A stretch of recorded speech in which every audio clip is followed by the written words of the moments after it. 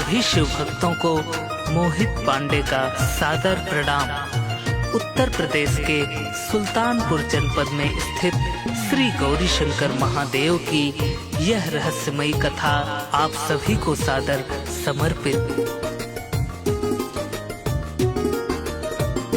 ये कहानी है भोले दयावान की, गौरी शंकर कृपा सिंधु भगवान की। आप सब ध्यान से ये कहानी सुने, अपने मोहित पांडे की जुबानी सुने। यूपी में एक जनपद है सुल्तानपुर, कादीपुर चांदा के बीच में शाहपुर। अब सुने और आगे यहाँ का पता, शाहपुर से बना है सुगम रास्ता।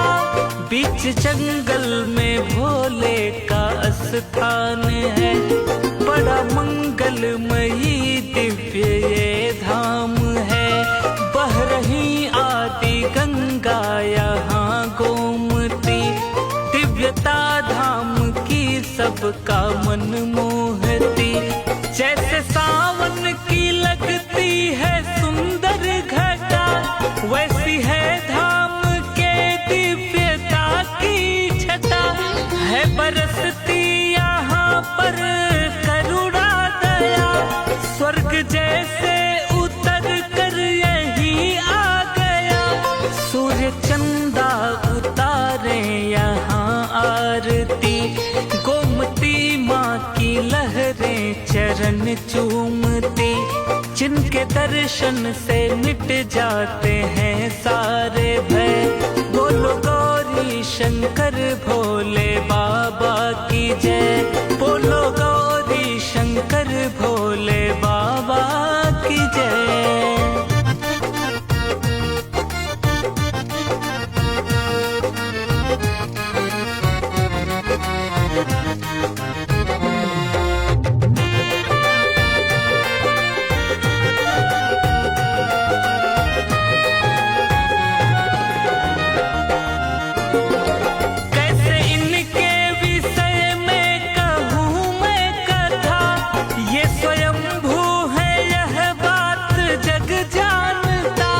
हमने बाबा की अद्भुत कहानी सुनी, संत मत और कुछ की जुबानी सुनी।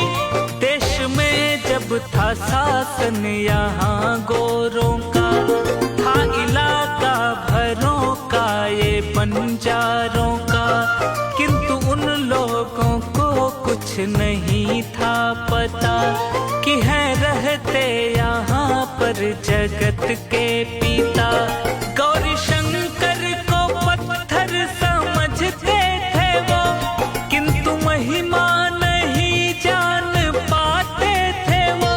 रोज आते बंजारे यहीं बैठ कर, लकड़ियाँ काटते थे वो शिवलिंग पर।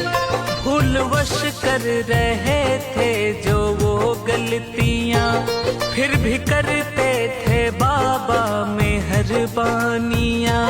उनकी इन गलतियों को वो सह लेते थे, ना समझ जान कर माफ कर देते थे।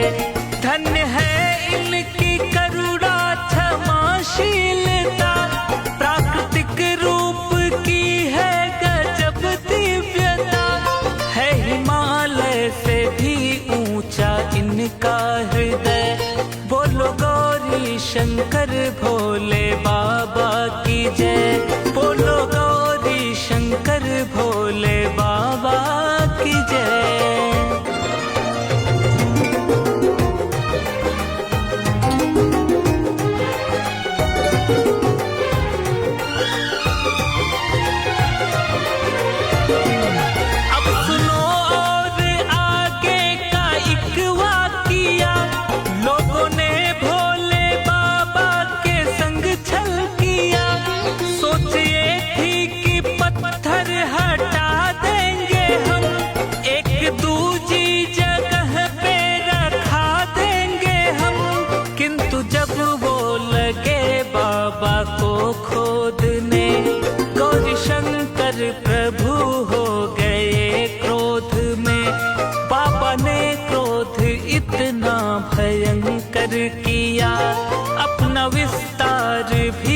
भीतर ही भीतर किया।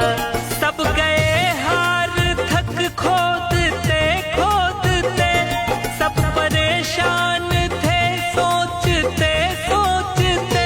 निकली भीतर से लाखों मधुमक्खियां, घेर ली पूरी जाकर नगर बस्तियां। वो लगी काटने सब लगे भागने, दौड़ते दौड़ते सब लगे हाँफने।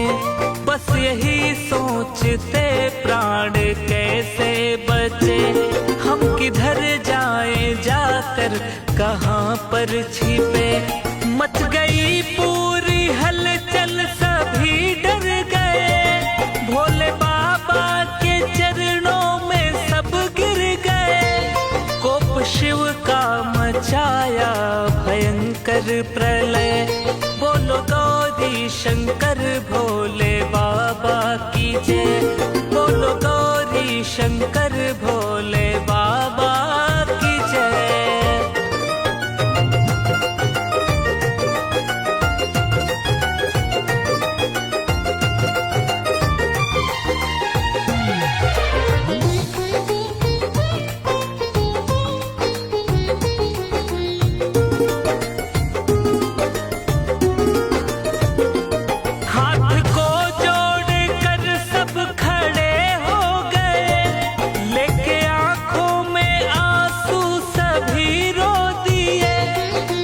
स्वीकार बाबा मेरी प्रार्थना, कर रहे हैं सभी आपकी वंदना।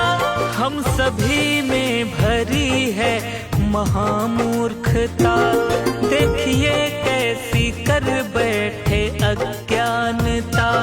आप ज्ञानी हैं हम सब तो नादान हैं, छल कपट से भरे हम तो अनजान हैं। आप हैं देवों के देव परमात्मा, कर दो हम सब के अपराध को प्रभु क्षमा। खा रहे आपके सामने हम कसम, ऐसी गलती दोबारा करेंगे न हम। गौरी शंकर प्रभु को दया आ गई, मिट गया क्रोध सब में खुशी छा गई। उड़ती मधुमक्खियां शांत सब हो गई, सब समाहित उसी पिंड में हो गई। ऐसे बाबा के लाखों चमत्कार है, आते जो इनके दर पाते सब प्यार है। आओ हम भी करें मिलके अनुनय विनय, बोलो गौरी शंकर भोले बाबा की जय। बोलो गौरी शंकर भोले बाबा की जय।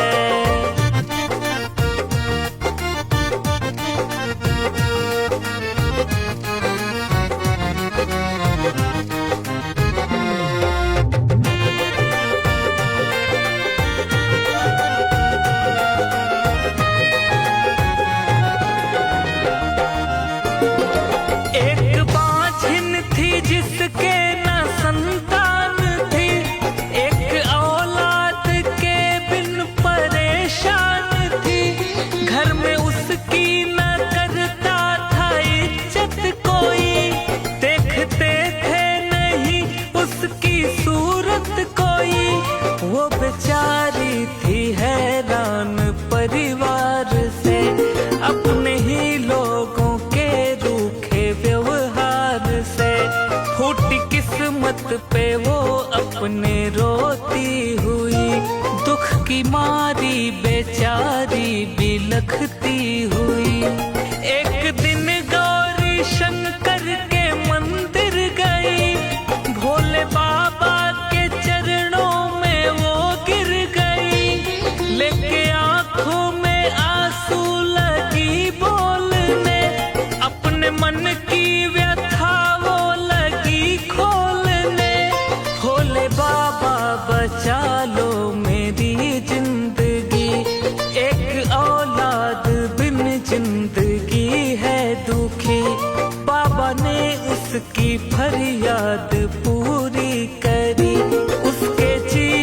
में खुशियाँ अनेकों भरी। मिल गया बाल सुख बन गई झट वो माँ, पूर्ण उसकी हुई हर मनोकामना। सुख भरा हो गया उसका बिगड़ा समय, बोलो गौरी शंकर भोले बाबा की जय। बोलो गौरी शंकर भोले बाबा की जय।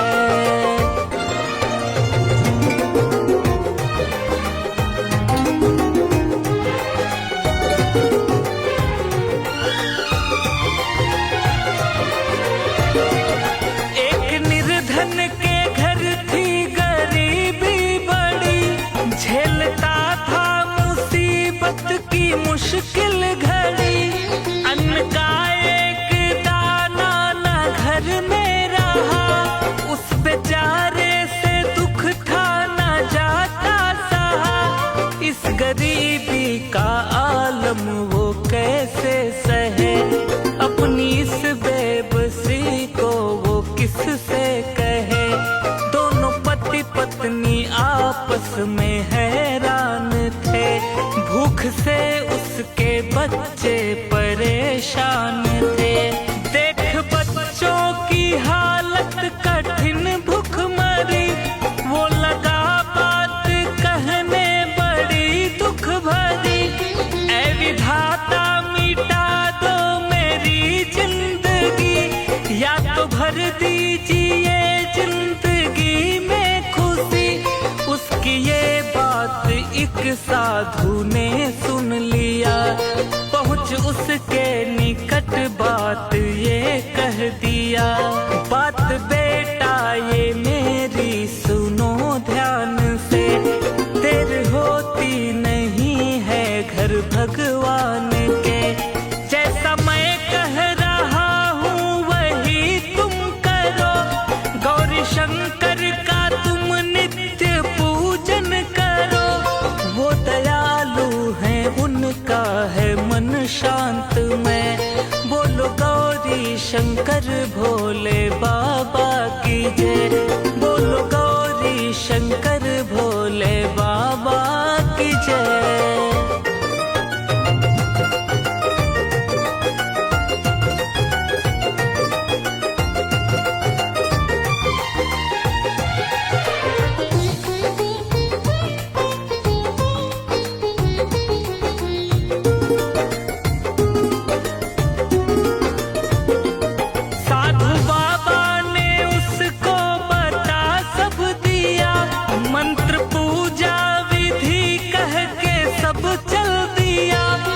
शनिवार सोमवार को नेम से जाके करने लगा अर्चना प्रेम से।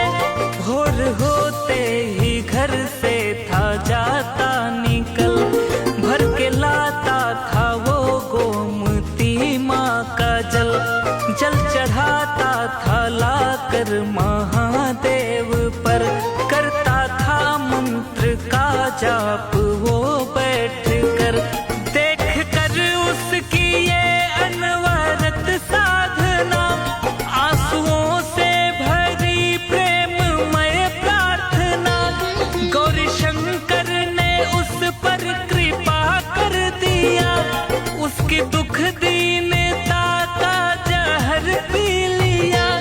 उसके सब बच्चों को नौकरी मिल गई, उसके सूखे चमन में कली खिल गई। घर में अन्न धन का